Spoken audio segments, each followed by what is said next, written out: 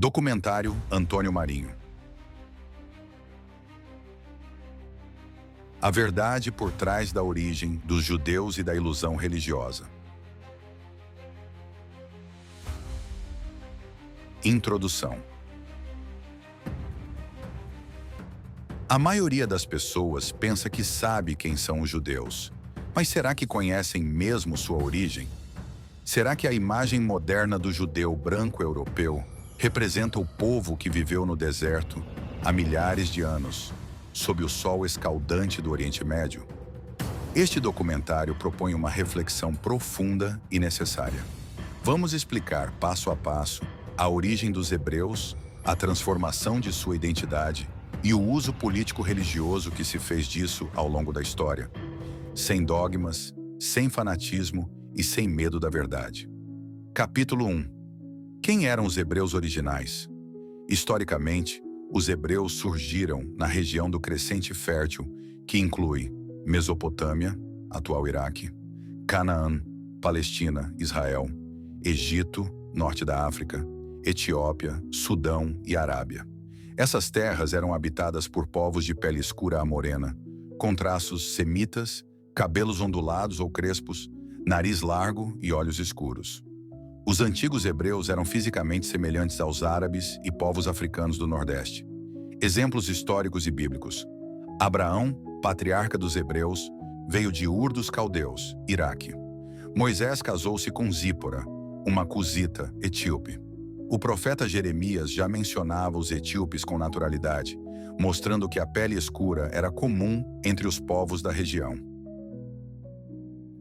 Capítulo 2. A invenção da escolha divina. Ao longo do tempo, reis, príncipes, sacerdotes e chefes de tribos passaram a afirmar que esse povo era o povo escolhido de Deus. Mas essa ideia não partiu de Deus, e sim de homens. Homens ambiciosos, religiosos ou políticos que usaram essa narrativa para justificar guerras, tomar terras de outros povos, controlar populações por medo ou fé cega, criar uma identidade superior sobre os demais. Deus nunca se manifestou diretamente a ninguém. Foram homens que disseram que Deus falou. Foram homens que criaram leis, impuseram crenças e promoveram guerras, tudo em nome de uma divindade invisível. Capítulo 3. Hebreus, cananeus e a origem real. Estudos arqueológicos e históricos mostram que os hebreus não vieram de fora, mas emergiram como um grupo social e religioso entre os próprios cananeus. Eles não invadiram Canaã com violência, como diz a Bíblia. Isso é narrativa teológica, não fato histórico. A identidade judaica foi se formando por miscigenação com egípcios, etíopes, árabes e outros povos da região. O nome judeu vem da tribo de Judá, um povo já misturado. Capítulo 4. A transformação racial dos judeus. Com a diáspora, os judeus se espalharam pelo mundo e passaram por grandes transformações. Na Europa, misturaram-se com povos locais e surgiram os judeus askenazitas, Europa Central e Oriental, de pele clara, olhos azuis e traços europeus. Muitos deles mantêm a religião judaica, mas geneticamente se afastaram dos hebreus antigos. Estudos genéticos confirmam que possuem traços semitas misturados fortemente com europeus. Enquanto isso, árabes, etíopes, sudaneses e egípcios antigos mantêm características genéticas e visuais mais próximas dos hebreus originais. Capítulo 5. A religião como ferramenta de poder. A ideia de povo escolhido nunca foi divina. Foi criada por homens, usada por reis e líderes religiosos para justificar conquistas, dominação e guerras. Se existisse um ser criador justo e amoroso, ele não escolheria um povo e rejeitaria os outros.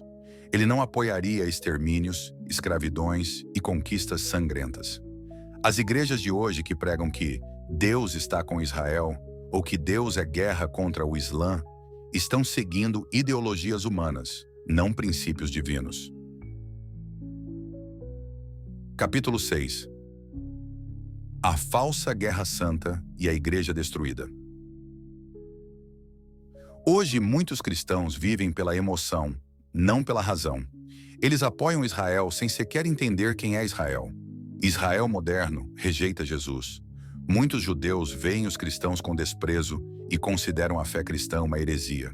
Ainda assim, milhões de cristãos seguem apoiando Israel sem saber da realidade histórica, política e espiritual por trás. E o que vemos é o seguinte: igrejas divididas, pastores vendendo guerra como se fosse salvação, cristãos torcendo pela morte de outros povos, achando que estão fazendo a vontade de Deus. Essa é a maior mentira já contada.